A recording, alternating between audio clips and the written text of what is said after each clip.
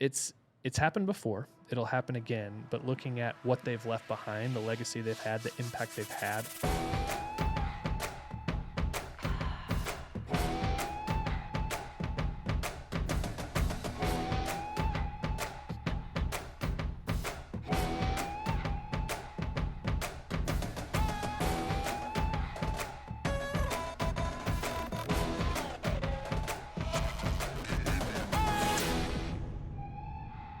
All right, we are back on the Pure Athlete Podcast. Super excited for yet another episode. I'm Dr. Dustin Boston here with the athletic trainer herself, Erin Ruggieri. Super excited for this one. Yeah. Got a few things to talk about. We're on the heels of more competitions and more football playoffs. And, well, national championship already happened as well. So as we continue to transition through the year, one thing that we always want you guys to do is go ahead and follow the podcast, subscribe, leave us a comment, share it out as we continue to bring resources and information to really bridge the gap for student athletes and their parents trying to keep up. Give them a place to go where they can trust to either ask questions or dive in deeper with either what we can provide or what we can help them with or point them to or just create a community for student athletes and their parents. So go ahead and give us a like. There's all kinds of other social media stuff from myself and Erin and our practice. So super excited to bring that as it continues to develop. We've got a lot of athletes and their parents taking action here locally. We've had some reaching out from other docs around the country and wondering what we're doing and kind of cheering us on as well.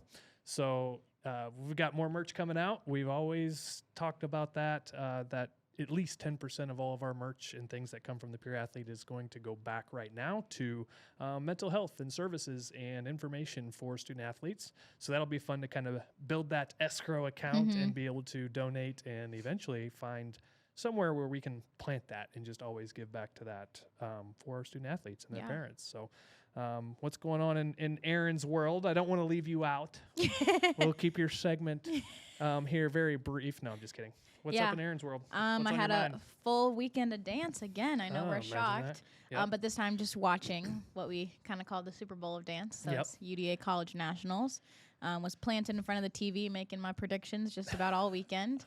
I was mostly right. Just want everyone to know. But yeah, gearing up to, I leave for Florida in about really short of time.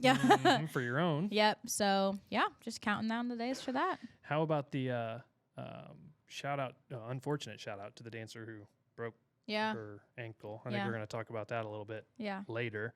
But even us sending texts back and forth on what we can do to help. Ideally, maybe one day we end up down there personally to, one, support, but two, be able to, who knows? I'm going to keep this one to myself a little bit. We'll talk off the air on what we have planned for things like whether it's college nationals in dance or Little League World Series. There's a lot of things that I have that, again, just building a community and outreach in that way and be able to support and contribute and donate to all these student athletes that are coming up. So we'll talk about that one off the air. Yeah. But, yeah, it was with my wife and daughter home, too. It was on all day. And then we had hockey practice Saturday. But it was definitely the dance Super Bowl this weekend. Yeah. I don't know if you also saw, but amidst the Super Bowl, there was a game at Arrowhead this weekend. So oh, yeah. I think I caught that one. So for those of you who don't know, we are technically right now in the St. Louis area, not for long. But there was a game at Arrowhead. It is very, very cold here right now. During the game, it was -4 degrees Fahrenheit for the Chiefs-Dolphins game. So the Dolphins are not from here. The Dolphins don't really like the cold. Yeah, they might be in cold water to us, but this is less than cold water. Yeah, so it was so cold, actually, that there's a photo going around of Mahomes' helmet shattering because it was so cold after taking a hit. Yeah. So... yeah, and, watching the game, I think a lot of us who have watched, too, is it's like then he couldn't get his other helmet the way he liked it. Yeah. They tried taking pads out of it. It's like, whew. I think that'll probably be a solved issue is making sure it fits perfectly. I do that in my racing helmet, too. It's like, man, once you got to get that stuff right. You flopping around, like, at least mine in my seat, it's kind of 1 or 2 dimensional. It's like you're getting drilled by different guys in the head or, taking hits. And so to have 2 like solid helmets ready to go, but of course you're going to have one who knows? Steal Travis, sit your ass on the bench, Trav. I'm going to use your helmet for a minute. I don't know. But yeah, it was crazy. And that's science at its finest. Something that gets, super cold and brittle and shatters. I'm a little surprised on. I don't really know how the rules work on that as far as like timeouts for injuries and equipment timeouts, and do they charge the team? Or at the end of the day, I think that needs to be solved. It's not his fault that happened. I don't think, I hope teams aren't punished for if there's equipment failure. I mean, I can kind of see both sides, but at the end of the day, it's like, look, this guy, nor did the equipment manager, nor did anybody know that was going to happen. Right. So I didn't really watch to the extent of what actually happened and how that transpired, but I'm pretty sure there was a play or two he played with that helmet. Yeah. So, but I think it shocked everybody. And in live game time too, did they actually see it? Like TV's going to catch it because they got 66 different cameras going at once. But I don't think, I think it was an honest mistake. I've heard a lot of people say like, oh, he shouldn't be playing with it. It's like, I don't think they necessarily knew until they knew. Yeah. Yeah, I mean, there's a lot of emphasis that gets put on extreme weather, but not usually cold. We're usually talking about extreme heat. Mm-hmm. But it also is very important in cold that we're taking care of our athletes. We're warming them up correctly. I mean, it's really impossible in -4 degrees to keep your body warm, but you have to figure out some way to, whether it's extra layers while you're not playing, all kinds of things. About the only good news in that weather is if you have to be in that weather, your beer stays cold. Exactly. That's always a plus. It stays. I don't even think they could drink it. It was less than slushy. A slushy. A beer slushy. It was just a cold pack. Yeah. So if you had an injury, at least all the fans had you covered. You had ice all over the place. Yeah. Cold beer at Arrowhead. I almost said Old Hickory. Cold beer at Arrowhead this weekend was pristine. Yeah. With their icicles on their beards. It'll be interesting to see what comes of that, though. I mean, those are kind of extreme circumstances. That was, I believe, the coldest game played at this point. Yeah. Which is kind of amazing when you talk about, like the Patriots and where they're at, the Boston area or upstate New York, and Buffalo and Pittsburgh can get pretty cold, but it's Baltimore even, and those stadiums being outside. And so, which is super cool. I think that should be a thing. There's been some talk about, all right, should they build a dome? Like, should these teams? Right. I don't know. The elements are a part of the game. I think having a couple domes is super cool. A place like Las Vegas, it's like, well, you got consistent weather, whatever, put it in the dome. But in a place where there's elements, let there be elements. Like that's, a home field advantage kind of thing. But I don't think you can actually super plan for that. And if you do fix equipment to be able to withstand those kinds of things, it's like what you do and what you say yes to something, you say no to something else. So what are you sacrificing if you do change the equipment? Now, I don't know if that's the talk of the town. I'm just, I want to say they're looking into that. Yeah. But what are they going to do? Buy 200 helmets for under 15 degrees and just keep them on the shelf, or I don't know what they do about that, but that's chemistry at its finest. Yeah, I mean, sticking with the cold sports here, Connor Bedard, we talked about him last week actually. So he, we talked about him being an all-star, all of the things last week, but he also recently has been injured with a broken jaw. We haven't talked about any kind of broken jaw, really any face fracture or face injury yet on any social media. So let's discuss. Super unfortunate for Connor Bedard. That is definitely not ideal for anybody, but first year in the league, 19 years old. And it's like, should the NHL be more mindful of those hits? I don't even think it was a dirty hit. I mean, it was a open ice check. I don't think he went in with his shoulder. Then you have Connor kind of ducking. It's just that is, I truly believe, part of hockey. Yeah. Very unfortunate. Don't wish it on anybody. But the jaw can be a very vulnerable area. I mean, there's not a whole lot of, your TMJ joint here. There's a lot of muscles that attach to the jaw and everything. But as far as like you take a lateral hit to the jaw, it's like, you're pretty vulnerable. Yeah. Plenty of people have like yawned and like had their jaw locked up. Like that's like a medical subluxation. That's like almost a dislocation of the jaw, and it's like, oh my gosh. Yeah. So as far as I haven't looked to see what they've actually done in a couple of different scenarios, it kind of acts like a clavicle would be more towards wiring, where they would wire the jaw. I haven't looked to see what exactly broke or so where it was. he got surgery already, so most likely wired. But yeah, it's drinking through a straw for about 6 to 8. He should have a pretty good, I guess it wouldn't be an NIL. It'd be an endorsement from like Jamba Juice or Smoothie King. Or Jamba Juice, if you're listening, send it over. Help a brother out. Like I'll be the one to co-sign on that one. But a little first form here locally in St. Louis. Let's get that guy some shakes up there. Huh? Yeah. But yeah, super unfortunate. I'm sure it's at least a 6 to 8 week timeline. Being an all-star, I'm sure he'll be there. That's a non-contact. If you can skate, bro, get out there. Go for it. I'd be up for seeing that. Yeah. But what else do you have on him? Is there anything, have they said anything about All-Star game or? No, nothing about the All-Star game or anything. I looking it up now, that he's dying to come back is what the thing is. So as a coach, you gotta like explain to him, like, look, like you are 18, 19. You have your whole career ahead of you, and it just for an all-star game, which you're probably going to get into again, it's not really worth it. Well, so we can kind of take that into the direction of a lot of things that we would talk about with any injury. Yeah. Excuse this eyelash that's in my eye. Hey, that's lucky. Can you get this out for me? That's lucky. Yeah. Well, if I can find it, it's lucky. Not so lucky that it's in my eye currently. It's kind of like the eyelashes of the Chiefs cheerleaders, I guess. I need these things to be glued open. Yes. I have an update for Mr. Connor Bedard.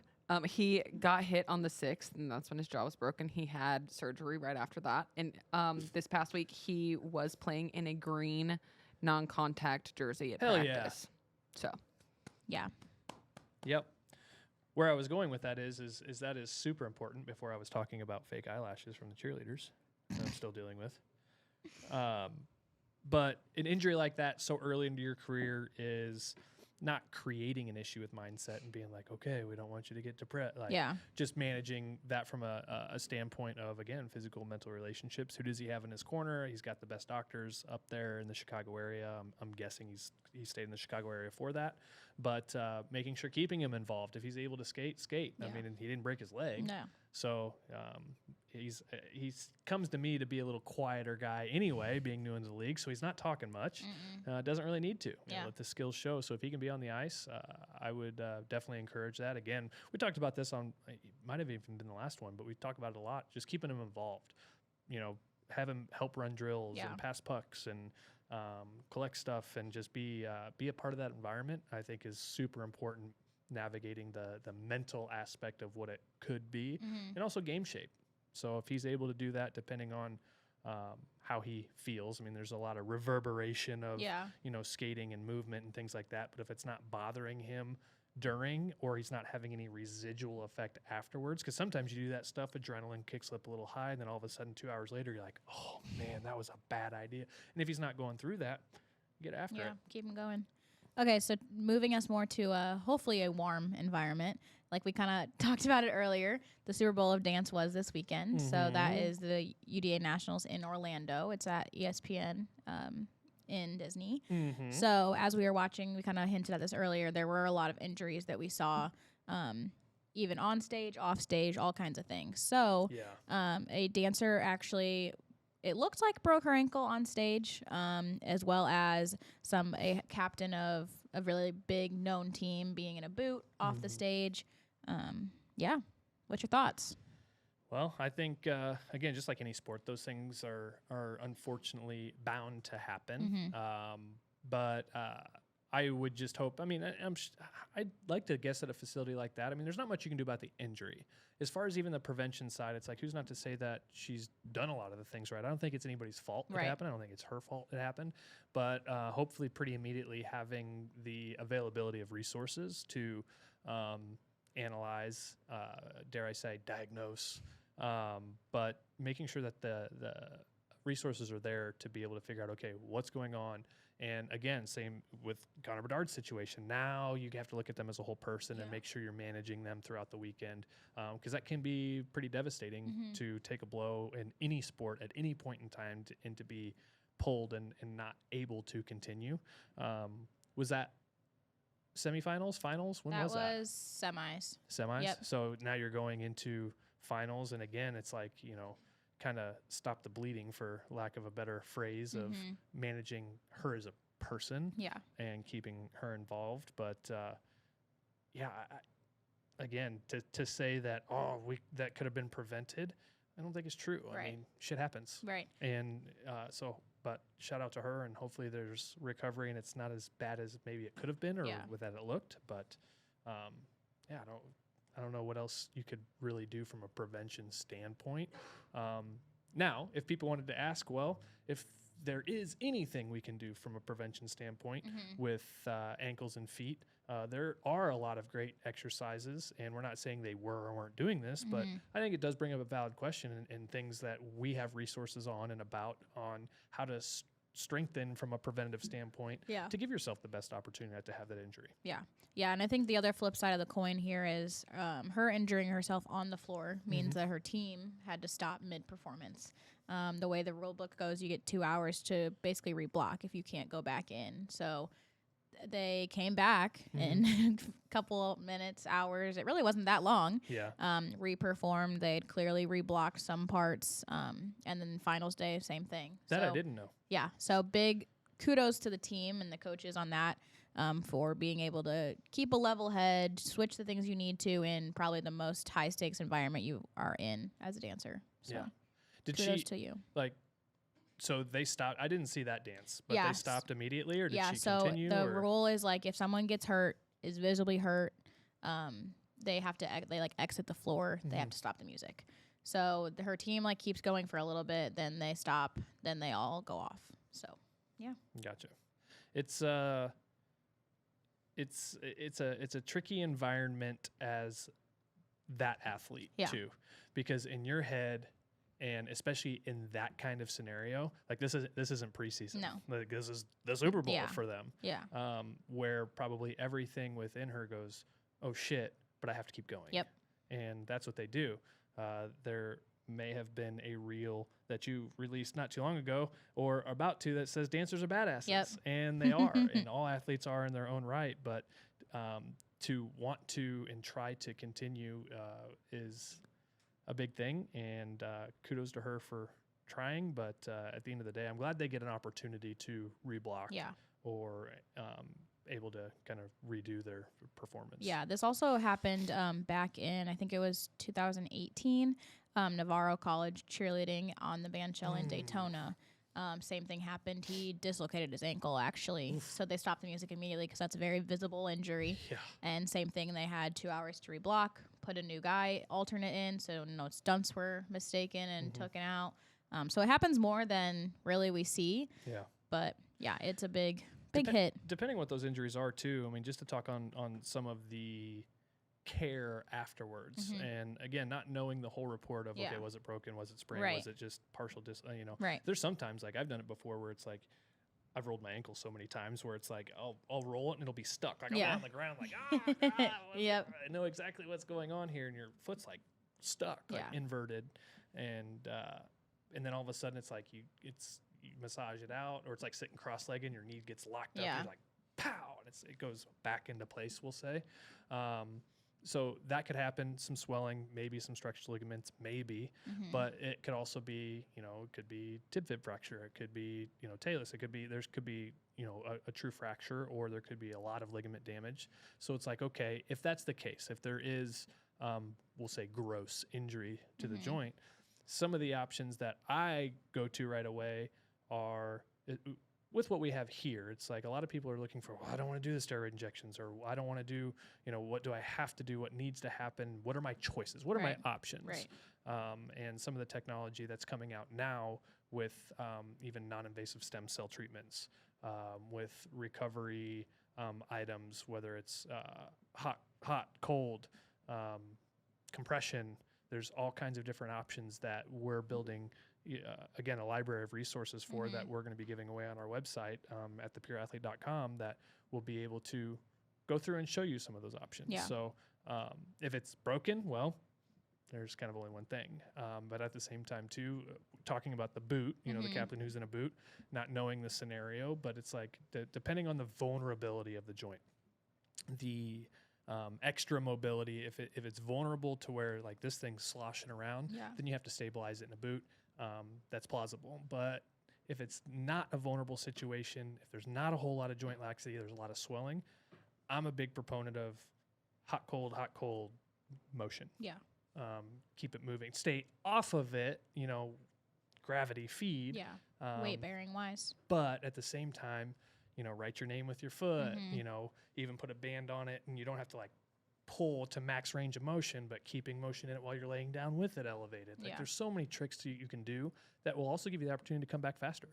So I don't know how you feel about that. Yeah, I mean, AT. I was talking to Sam and Erica this weekend about how it's kind of a dance trend that someone's in a boot always, and they're in a boot until they get on the practice floor, and then they take the boot off. And to a certain extent, I do understand. I've done it before last year with a dancer. Because whenever you're at nationals, depending on the venue of it, you're walking a lot more than they're used to. You're walking to and from places. You might ride a bus, but in certain ones you're not. So it does make a little bit of sense. However, there should be times where they take the boot off that's not getting ready to perform, because you're not loading the tissues like we're saying. You're just not preparing the body for what you're about to do, and then you're adding the stress and like pressure that you're feeling at a big event like this to already having an injury. You're just asking for a worse injury to occur. Yeah. So that's how I feel about it. Well, hopes to a quick recovery for her. Hopefully it's not as gross of an injury as it could be, but if it is, either way, no matter how severe, hopefully she heals up quick. Yeah, for sure. All right, Sam. Hit us. Here we go. Producer Sam segment. I don't know why we let this happen. I'm just kidding. Because it's fun. It is. What do you mean? No, I love it. You're good at it. Hey, thank you. I appreciate that. What's up, guys? How's it going? Oh, great. Oh, yeah? Doing well? Yeah, hit me. Okay. We've all been watching. Please. Okay. Jump across that roadcaster right now. Bet. It's like two sisters that never wanted to be siblings. Hey, I'm an only child. I always wanted a sister. So, Erin, and I'm older than you, so you have to listen to me. No, it's absolutely the other Ready way around. So football is in full swing. We're coming to the ends. College football has ended. Go Michigan. Jim Harbaugh is actually interviewing for the LA Chargers position, so good for him. There's actually a lot of changes happening within the NFL and college football coaching as well. Yeah. Like Nick Saban. Yep. Is retiring. The man, the myth, the legend from Alabama. He said, I'm done. I'm retiring. They already have a new coach. He handpicked him, so I'm excited to see where that goes. But also, Bill Belichick and Pete Carroll, two of the longest standing coaches in the NFL from the Patriots and the Seahawks, are leaving. They did not say if they are retiring. They did not say if they are changing teams. So I'm excited to kind of see where that is going. There's rumor going around that Bill might be interviewing for the Dallas Cowboys position, but we'll see. And I just want to know, how do these coaching changes affect players in an organization as a whole? Yeah. I think it gives more people the opportunity to do these things, to be head coaches. I mean, it gives them, they've obviously learned from people like Nick Saban probably their whole life or so close to it. Yeah. So it gives people more opportunity. It gives players more opportunity to play for more people, be inspired by more coaches. I think it's exciting. Yeah, no, I do too. It's you could look at it at a couple different ways. You could be very remorseful. You could be very, what's the word I'm looking for? I don't think resentful is the right word, but you could be remorseful and sad. It's like, oh, it's not going to be worth watching anymore. And you can also be resentful as far as, well, nobody's going to be able to replace them, and like it's not even going to be worth it anymore, and nobody's going to live up to that. But at the same time, too, coming from, again, perspectives in sitting in that for a second, and you're allowed, people are allowed to think whatever they want to think and feel however they want to feel. A lot of people are very attached to teams like this. They get very, and that's what's great about sports. Yeah. They attach themselves to a team and their culture and what they've grown up with. I mean, Nick Saban was, at a couple different teams throughout his tenure, but, Alabama, being one of the longest ones. And, but it's happened before. It'll happen again. But looking at what they've left behind, the legacy they've had, the impact they've had on the team and the people that they're successors, so to speak. When you have a tenured coach like that, if he has that kind of tenure, I firmly believe, and you can go back in the day. I mean, you look at somebody like Don Shula.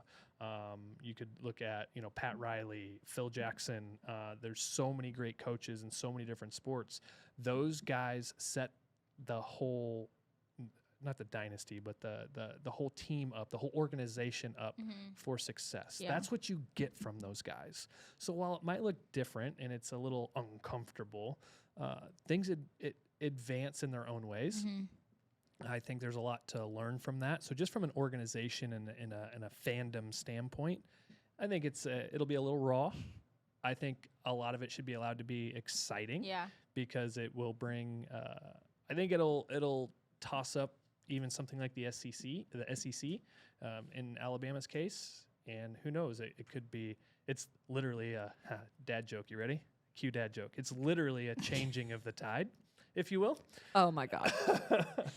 But the fact that you can come at it from those two aspects, or you can be grateful for, like, we had one of the greatest who set our organization up for really a generation, the next generation, and potentially a lifetime. Yeah. So that's from the fandom standpoint. Yeah, and then from the player standpoint, it might be a little difficult to kind of transition to a new coaching style, a new personality in the locker room. That's always hard, but it also might be what they need. I mean, you never really know, like, what's going to be best for you until it happens. So for some of these players who maybe haven't gotten the limelight or the attention or coaching that they thought they deserved and maybe do deserve, this is a good opportunity for them too. So yeah, absolutely. And I think there's some accountability that comes with that too, because and I think with Nick Saban, there's always accountability, but I think it's even more intensified because, again, nobody's safe, and everybody's replaceable at any point in time, no matter the tenure of the coach. But now it's kind of like it's semi-fresh slate, but hand-picked, and maybe there's not much that changes. Now, how you choose to deal with who's at the helm and how you treat them, and each individual athlete, and hopefully they have the respect and the mindset to, like, there's no difference here. Yeah. But it's kind of like we got to earn my spot all over again. And it should be that every year, but I think even more so that's kind of inevitable, where maybe this coach saw something in certain people that he might switch up the lineup, or he might create some more competition, but I think that's also good. And you get an organic next level of intensity and gamesmanship from it. Yeah, you got to be kept on your toes sometimes, so yeah, it's exciting. I have another question for you guys. I know you were both elite athletes. Did you guys ever have to go through big coaching changes? And if so, how did you keep an open mind in that scenario? Yeah. Well, for me, I had the same coaches my whole years on whatever team it was, high school, college, same thing. The only thing that really changed were assistant coaches. And from that, I learned that an assistant coach is not just an assistant coach. They can make or break the culture of your program. They make or break what happens in your practice, because for the most part, your head coaches are doing the administrative stuff. When it comes to colleges, especially, that's what their main role is. It's not the day-to-day. It's the paperwork for competition. It's the paperwork with the university. It's requesting funds for costumes. So you have to have a good assistant coach. And when those things change, it is kind of hard to keep an open mind, because you get so attached to them. Someone that you're with every day for 8 hours, maybe, you get attached to them. But then it also, you have to remember that they're also human. I think that people forget coaches are human too. And when life switches and they need to go have a family or have a better job, make more money for their lifestyle, you just have to kind of accept it. But it's also good for coaches and people on the team to not have a stagnant people the whole time. Yeah, I in my world of basketball, baseball, football, racing, it was kind of inevitable, because in that realm, and I feel like dance world's a little different, because sometimes you do get locked into a studio. A lot of times you choose to change, not that there is turnover. So it's like where I started, in the baseball realm, it was, I was blessed to have my dad and some of my close other dads, we'll say, as our coaches. Yeah. And eventually that changes. Like 99% of the time, you don't have your T-ball coach as your dad all the way through your college experience. Right. Where I guess, the Sanders boys kind of have that, but that's cool. There's nothing against that. But for the most part, the 99.9%, that's inevitable change. I think I wouldn't say I had an issue with that. I would say there's some uncomfortability that comes with that and some uncertainty. Yeah. But I think a lot of times too, great coaches will overcome that. And so with what I know now, as I, with my kids go into this, we'll set them up for, look, I know this is going to change. Yeah. I don't know if I will coach their team. I kind of like playing both sides. Like, I just want to be dad and help them and be a part of where I can. Yeah. I don't know if I want to be a coach with any sort of authority necessarily. But at the same time, it's like, I would like to. And I would like to see that, let's separate dad from coach and dad from friend and friend from coach. And but it was inevitable in that. But I think the best coaches will kind of put that at ease and create an environment where it's like, look, we know you're transitioning out of this. We're going to make it as comfortable as possible to an extent. We're going to press you a little bit. We're going to have you grow through it. So I can't say I ever had a bad experience with it. I'd say there's some raw times. It was definitely a learning. I think here's what I wish it was. I wish I knew what was happening and would have learned more and been more aware of what was happening, so I could have noted and helped some other people through that process that were very not okay with it. I think that could have made some of our teams even better in some instances, but I think we could have taken some of our teams and done even bigger things, because we did from second grade on and through high school. High school was a different coach change, but that team, that baseball team I'm talking about in my realm, we were that team from second grade, won a state title at, 17, 18 years old. We did it all together for so long with our parents that some of them had great baseball tenures themselves. But what if we'd have taken that team and also taken that team and was under another organization that was coached by some? What could we have done then? And how many of us could have gone and played even higher ball, or even had, how many more teammates would have if they wanted to? Yeah.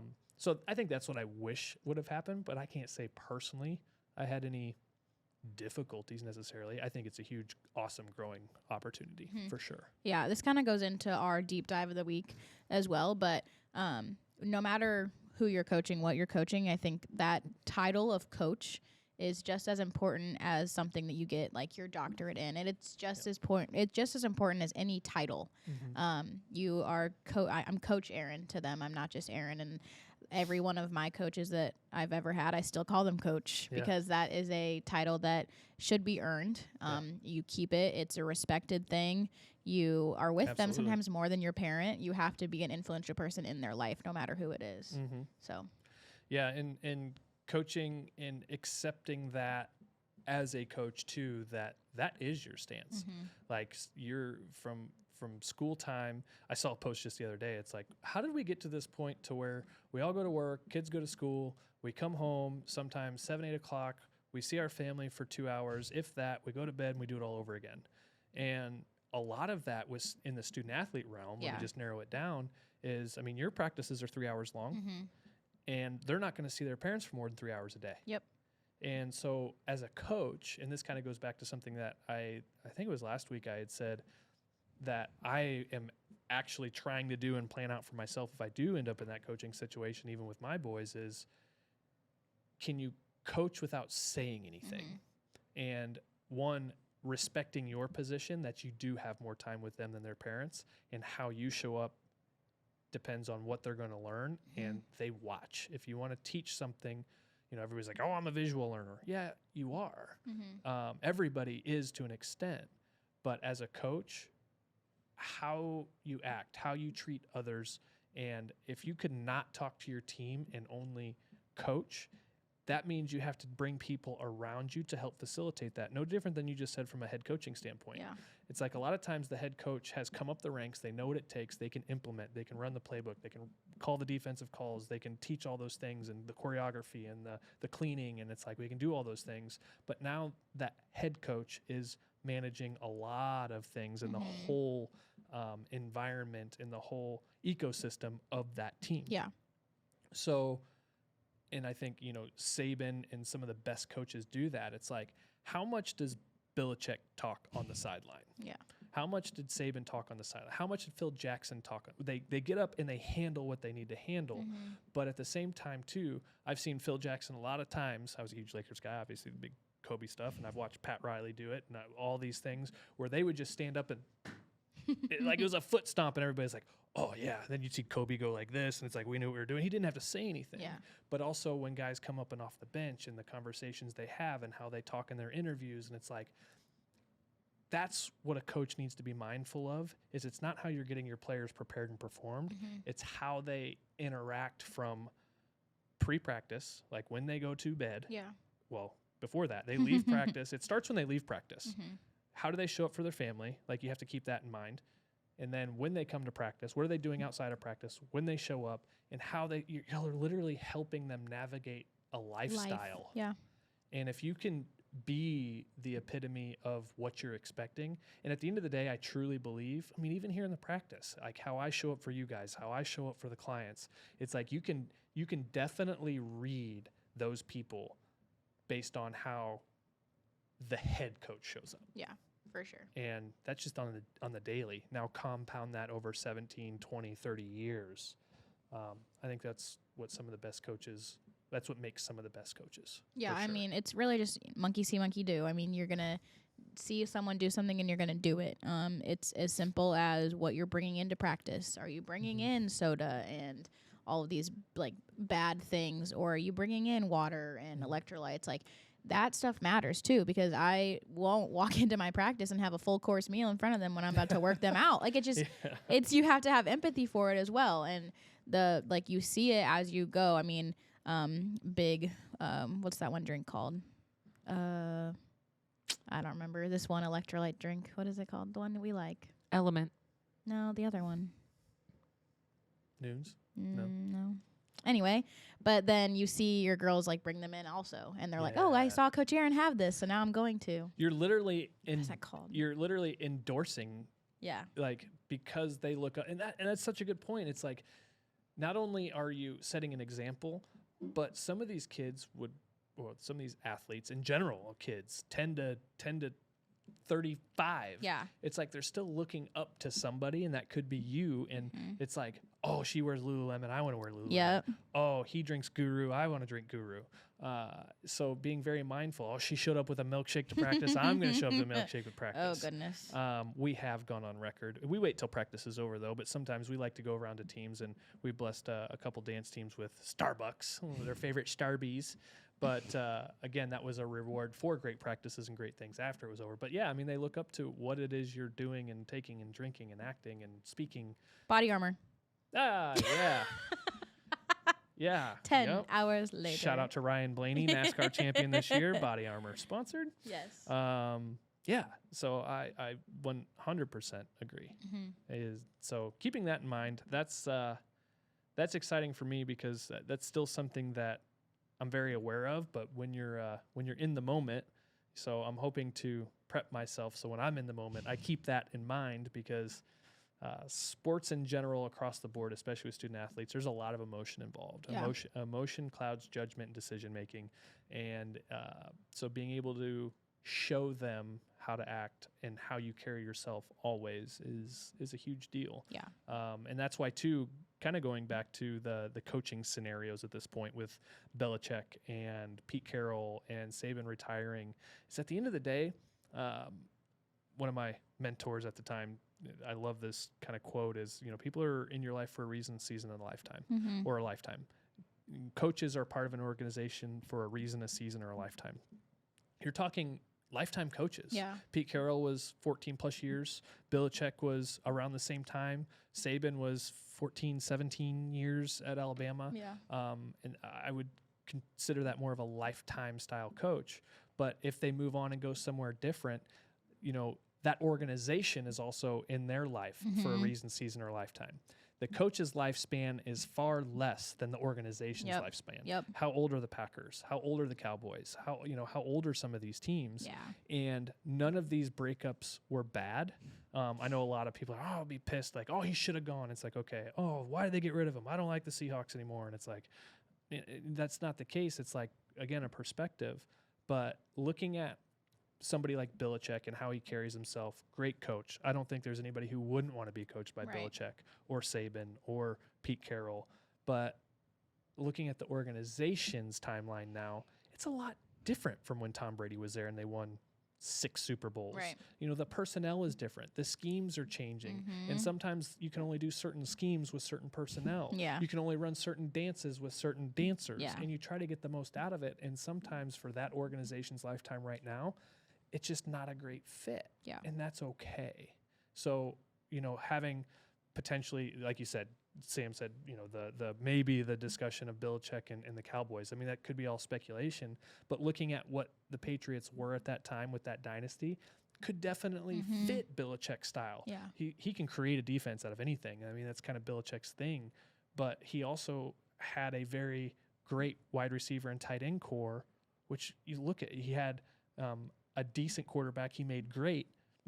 I mean, so there's a lot of things that fit. You look at the Patriots now, maybe they need a different scheme, a different scenario in there. You know, even Bill Cowher, one of my favorite football coaches, obviously a Steeler fan, but one of the great minds, him and John Gruden are a couple of my favorite coaches that are very underestimated, that when he decided to retire, look at what was changing in that organization. Yeah. So I would say, you know, those are the coaches to follow. No matter where they go, I think a lot of people can learn from coaches like that. I hope they do. Yeah, and it's also their impact goes to the people they've coached too. And then their impact, like it just is a ripple effect, really, because I coach someone and then maybe in 5 years they coach other people and then their kids have a better life. It's just how it goes. It's a ripple I think effect. a lot of the best coaches too that come in on the heels of somebody like that, some of the best coaches don't try to change everything, don't try to know everything, but try to take the best of what they had before and put them at ease. Like, we're not going to change it all at once if we don't have to. Here's what we're going after, and utilize what the greats have left you on the doorstep, instead of just like, all right, well, he's gone. It's my team now. It's like, oh, that's probably the worst thing you could do. Yeah.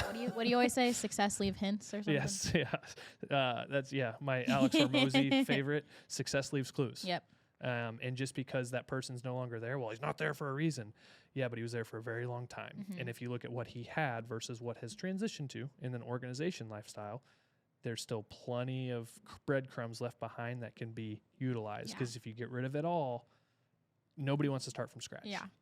Well, they would have to get rid of a lot of things because Bill Belichick was in New England for 24 seasons. Yeah, there you go. And then before that, he was with Cleveland for 5. So he's been coaching for 29 years. Yeah. I'm excited. This is a whole Legend.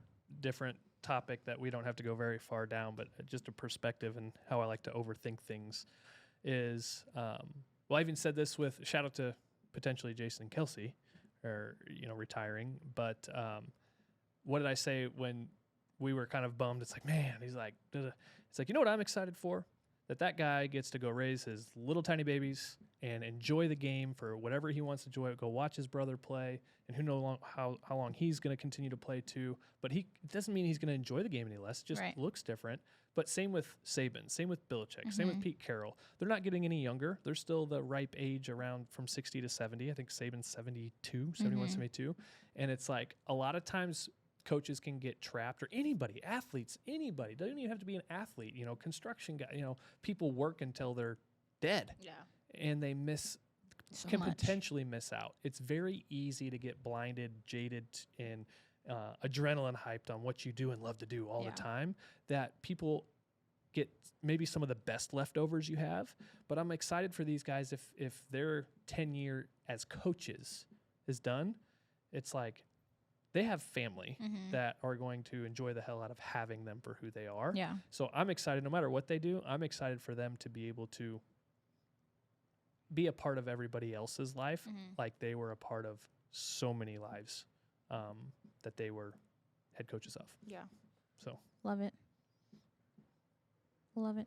Bill Belichick won't have to go far because both his sons, Steve and Brian, both received coaching offers to return to the Patriots. So he has his sons under him. So that is another way he can enjoy the game too. Oh, is I'd watching definitely his go sons. coach somewhere else then and whip their ass. Yeah. No, I'm just kidding. Be like, watch this. I saying this makes me kind of want to barf, but like, go Cowboys, I guess, if that's the case. Don't All right. Strong words. Don't quote Today me. was Sam's last episode. Yeah. Yep, guys, this has been so fun. Strong words. I really appreciate that. See, I gagged before I said it. Never count the old man out. That was growing up. My dad used to say that, and then I had multiple other dads kind of allude the same thing. And that would be fun to watch, but at least they had a great successor. But I put me up against my kids. I'm going to bet on myself all day long. Super cool. A lot going on in the world of sports.